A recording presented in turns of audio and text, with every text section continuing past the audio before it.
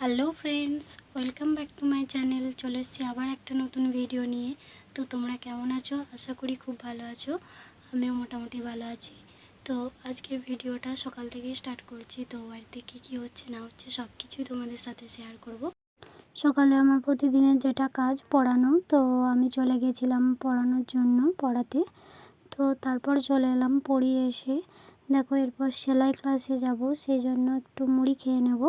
তো মুড়ি খাওয়ার জন্য মা এখানে করেছে ঘুগনি। তো আজকে সারাদিনই বাড়িতে মুড়ি খাওয়া। আজকে হচ্ছে আড়ন, মানে খই দই, অনেকে খই দইও বলে আবার আড়নও বলে।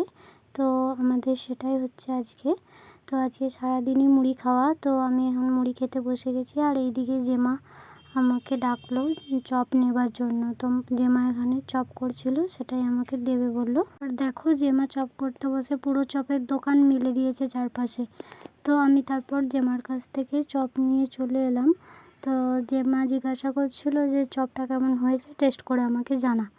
তো সেটাই আমাকে জিজ্ঞাসা করছিলো, আমি দিয়ে খেলাম। কি গরম দিয়ে জেমা বললো যে কেমন হয়েছে বল। আমি বললাম ভালোই হয়েছে। খই দই আসলে মনসার আড়ন।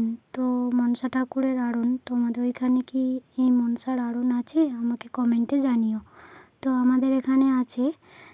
এইদিকে দেখো দাদা নিয়ে চলে এসেছে জিলিপি আর দই, কলা পাকা সব কিছুই নিয়ে এসেছে। জিলিপি নিয়ে এসেছে 2 কিলোর মতো, যদিও এতগুলো আনার কথা ছিল না। ও বাজারে গেলে একটু বেশিই সব কিছু নিয়ে চলে আসে।